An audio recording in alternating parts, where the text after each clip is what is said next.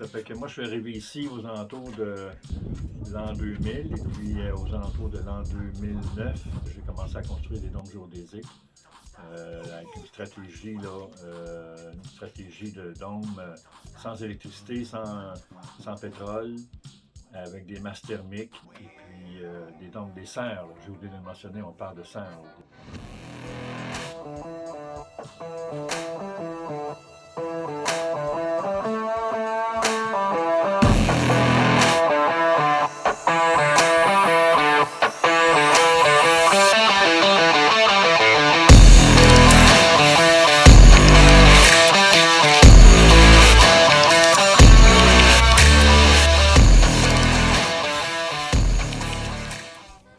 J'ai abandonné le développement du projet. Puis quand je suis revenu, j'ai décidé d'en faire des habitats, les dômes, plutôt que ce soit simplement des serres, c'est que ça devienne comme un peu habitable. Et puis avec le but aussi que ce soit habitable 4 saisons. Puis c'est devenu un néodôme à travers des expérimentations pour couvrir le côté nord de quelque chose d'isolant, d'isoler le côté nord. Et puis, quand j'ai constaté que ça pouvait très bien se faire avec les enduits acryliques et puis le styrofoam, j'ai constaté qu'on pouvait compléter l'isolant du nord jusqu'au sud au complet, puis créer une coquille autoportante. Alors, c'est ça qui est devenu le néodôme, parce que ça n'existe pas. La façon qu'on a organisé la place ici, c'est plus comme mettons qu'on a le concept d'une maison qui a plusieurs pièces qui sont collées ensemble. Tu passes d'une pièce à l'autre, puis tu fais ta vie dans ta maison. Ici, Ici, par la force des choses, un peu, on a fait un peu comme une maison éclatée, c'est-à-dire que les pièces sont toutes séparées l'une de l'autre. Comme présentement, on a la cuisine, qui est un dôme qui est strictement la cuisine, et on fait rien d'autre que ça là-dedans, la cuisine, puis on mange là aussi. Et puis, on a 2 chambres présentement où 2 personnes habitent. On pourrait habiter à temps plein, mais c'est habitable à 4 saisons d'une façon ou d'une autre. Et puis, on a les 3 serres également qui sont à part.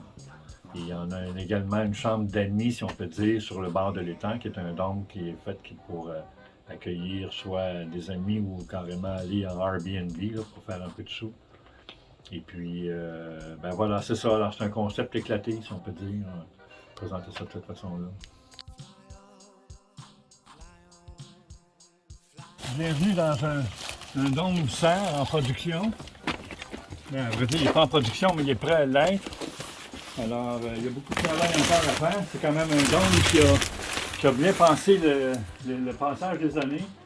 Il a été construit en 2009, celui-là. Et puis, on voit bien l'organisation du type de dôme de serre solaire passive, c'est-à-dire qu'on constate la masse thermique, qui est tout le côté nord avec les 2 épaisseurs, 2 hauteurs de barils pleins d'eau, c'est de l'eau qu'il y a dedans. Et puis la stratégie, c'est que les barils d'eau prennent la température du sol à quelque part. C'est un peu une façon de géothermie passive. Et puis tout le côté, toute la périphérie du dôme, on va mieux le voir ici. Toute la périphérie du dôme est isolée, assise sur de l'isolant, qui est 4 pieds de profond dans le sol, 4 pouces d'épais de styrofoam, qui fait tout le tour au complet. Les baguettes ou les triangles sont piqués directement sur le styrofoam. Et puis, donc, c'est un dôme géodésique en baguette qui a un défaut important, c'est pas des triangles. C'est jamais des triangles, c'est tout le temps des 6 pointes, des 6 côtés. C'est tout le temps des hexagones. Alors, ça a le défaut d'être, plutôt que d'être un triangle solide, ça a le défaut d'être complètement mobile. Alors, il faut que ça soit serré tout le temps. Et puis, ça a créé beaucoup d'ennuis, ce qui fait que j'ai été obligé d'utiliser des compensateurs là, pour garder les angles comme il faut. Puis aussi, des colonnes. Dans chacun des dômes, maintenant, il y a une colonne au centre qui assure là, que s'il y a une bonne tempête, là, que ça ne va pas simplement tout s'effondrer. Alors, c'est ça. Donc, le côté nord est en papier réfléchissant en même temps. C'est un très beau concept pour faire une serre solaire passive. Ici, quand on prend la peine de tout bien faire comme il faut, puis boucher toutes les ouvertures, on est capable là, de, comme vois-tu, le sol là, il est simplement pas gelé. Hein? J'ai préparé la visite de personne. Là. On rentre ici, là, on est le 20 février. Là. Puis, OK, alors, ça c'est un très bel avantage. Sur le côté, par exemple, ça va l'être gelé. La chose certaine, c'est un système là, qui s'autosuffit facilement. Là. Alors, c'est ça qui est devenu le néodome. C'est-à-dire que ça, c'est une serre. Ici, on ne peut pas dire que c'est un néodome parce que c'est fait en baguette. Mais le néodome, lui, est fait au complet comme le produit là en arrière.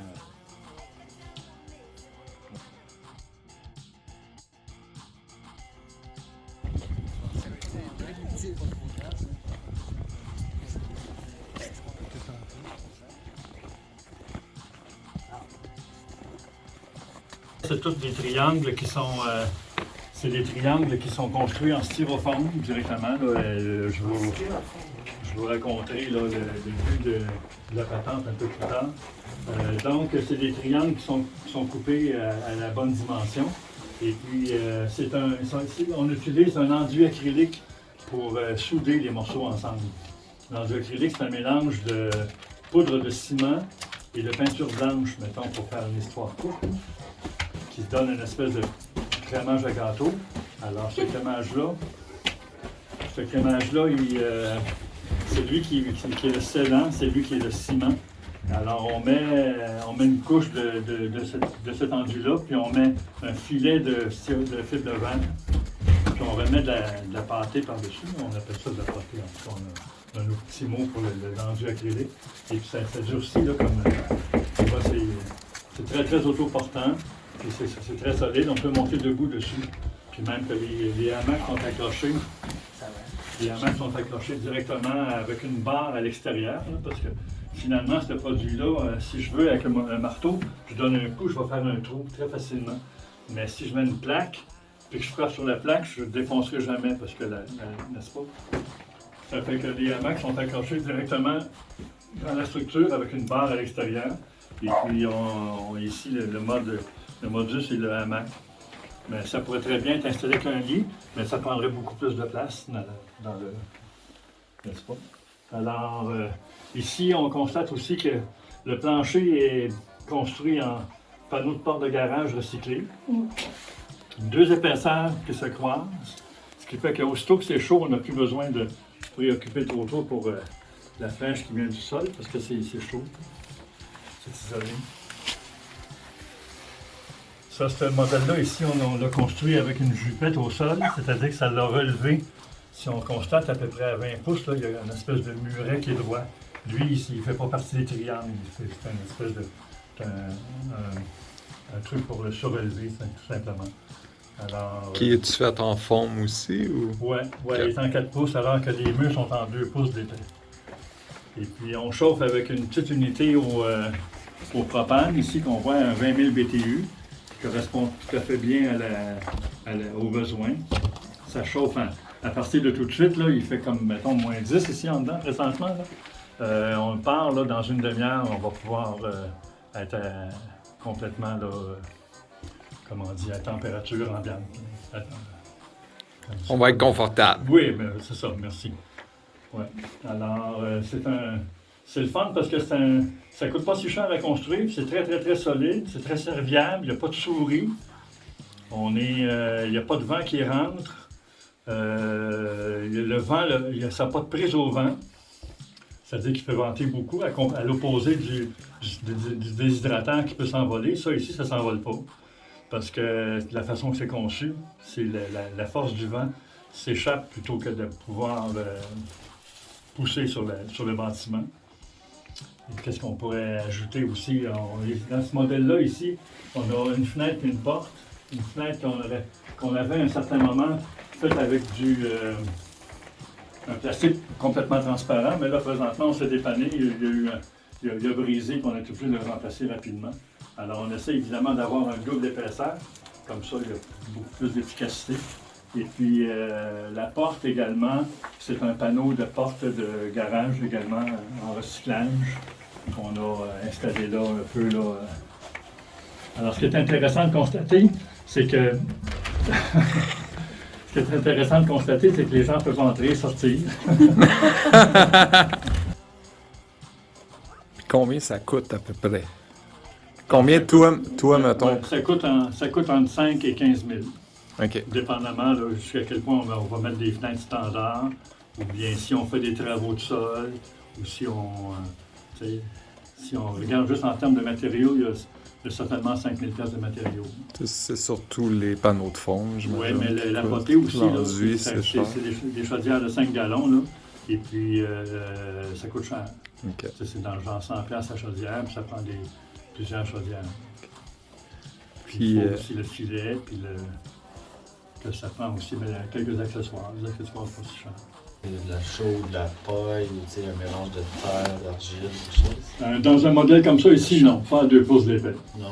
Pas à 2 pouces d'épais. Bon, maintenant, ce que moi j'aurais voulu faire, qui est une autre projection là, assez amusante à quelque part, là, on va dire ça de même, ça aurait été d'utiliser un modèle comme ça ici pour faire un moule. Comme, mettons, ici, là, il est tout fait, il est solide, là. Et puis, on ferait un mélange on ferait du ciment de chambre, mettons, du béton de chambre, du ciment de chambre qu'on appelle, là. Et puis, on en mettrait, comme par exemple, je ne sais pas trop combien par-dessus, minimalement au moins 6 pouces d'épais, OK? Avec une toile ou une armature quelconque dedans qui est à développer. Et puis, on se retrouverait avec un dôme comme celui-ci, recouvert de ciment de chambre, qui après un bout de temps devient dur aussi. Et puis quand c'est bien durci, on rentre dans le dôme ici, puis on a prévu le coup d'avance, puis on découpe le dôme, puis on le sort par la porte. Puis on l'utilise comme moule, finalement, pour construire d'autres dômes en ciment de chambre. Moi, il y a une affaire qui reste un peu nébuleuse, c'est quand tu commences, là. Pour la construction? Pour la construction, surtout à partir de quand tu commences à ton muret de 2 pieds, tes premiers triangles, là, avant que tu mettes ta potée, y avait-tu une espèce de moule? Y avait-tu quelque chose que tu t'es fait pour que ça tienne là en attendant? Non, l'idée, je comprends bien ta question. C'est une question intéressante. Le muret en bas, on voit que c'est assez facile. Mais après ça, le dôme, il faut que tu le considères comme en 6 morceaux. Le morceau du haut, qui vient tout seul à part à la fin, mais qui est toute la coupole au complet. C'est pas juste un triangle, c'est toute la coupole, qui est déjà préassemblée. Et puis les 5 autres morceaux qui sont identiques, qui sont dans le fond des assemblages, comme par exemple les 5 qu'il y a ici, plus le triangle du bas qu'il y a là. Alors si tu regardes ce morceau-là, tu en as un autre qui est pareil là, tu en as un autre qui est pareil là, jusqu'à 5. Alors ces 5 morceaux-là, tu es préassembles par terre, tu t'installes, puis tu les plastes, puis tu les colles, puis tu les avances le plus possible.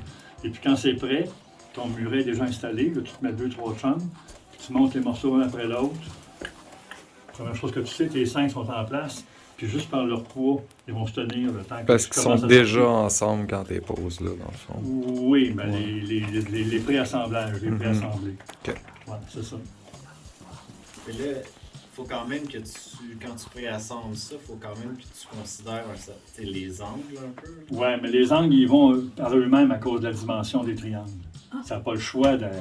voir la forme. ok. Tu sais, ça n'a pas le choix. Ouais. Mais est-ce que ton triangle, c'est comme sur l'angle ici, là, Ouais. ce triangle-là, tu l'as-tu fait, comme curve? Oui, tout à fait. Les angles font que Il n'est pas à qu'il va avoir une... 90, là, il Non, est un peu ouvert. il n'est pas à 90. Il y a 10 degrés de chaque côté. C'est ça, ouais. Ça fait que ça le fait fermer. Exact, ok. Ça, tu t'es référé à quoi? Parce que c'est ça le nerf de la guerre, je pense, là, c'est d'avoir tes bons angles aux bonnes places. Oui. J'ai fait plusieurs petits modèles, plusieurs maquettes. OK. Pour finir par savoir c'est quoi la dimension, là, les bons angles. Yep, c'est reparti. OK, alors nous voici à l'extérieur du dôme pour jeter un petit coup d'œil sur les techniques d'installation. Puis aussi pour démontrer jusqu'à quel point le dôme est d'une matière plastique, une matière qui est facile à mettre de la façon qu'on voudra, là, qu'on peut faire une matière plastique. Alors ici on voit bien là comment est-ce que la porte a été conçue, construite ou installée. On a le dôme qui est dans son intégrité en arrière et puis on a tout simplement découpé évidemment, après avoir bien mesuré, parce qu'on veut savoir où on va, le trou. Et puis, on a tout simplement pris des morceaux qu'on a attachés avec la même potée là, que j'ai décrite tantôt. Et puis, la stratégie, c'est peut-être d'utiliser des baguettes extérieures pour faire tenir les morceaux pendant qu'on les installe. Puis, à partir du moment où ils sont séchés, mais ils sont solides, c'est très solide, c'est très bien. Alors, on voit l'épaisseur, tous les murs extérieurs, tout le dôme au complet est de cette même épaisseur-là ici, c'est-à-dire 2 pouces de styrofoam plus une petite épaisseur là, pour l'enduit acrylique. Alors, c'est solide, on peut monter dessus facilement, mais dans le sens où pas facilement parce qu'on pourrait tomber, mais je veux dire, ça va porter le poids très facilement. Alors, la porte ici, dans ce cas-ci, c'est simplement un panneau de porte de garage recyclé qui est avec un coupe-froid. Ce qui est intéressant aussi, on le constate, c'est pour ça que je voulais faire la visite en hiver, c'est que c'est complètement habitable en hiver, ces bâtiments-là.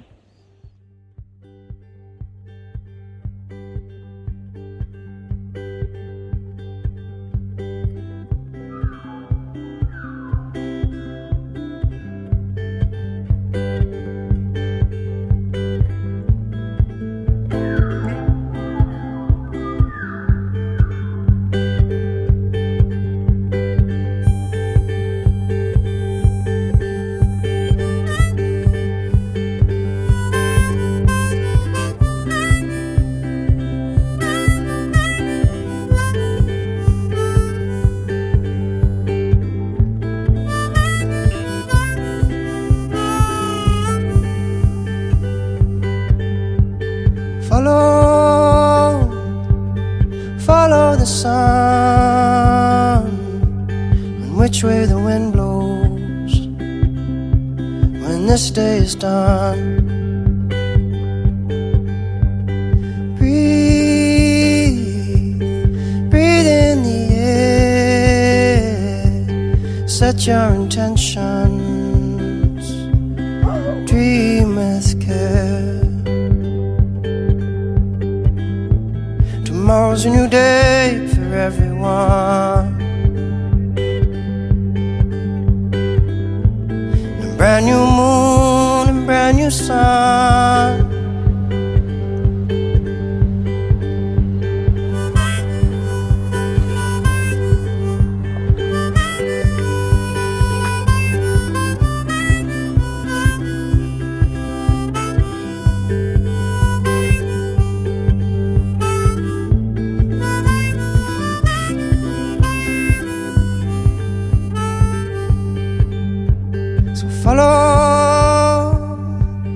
Follow the sun, the direction of the birds, the direction of love.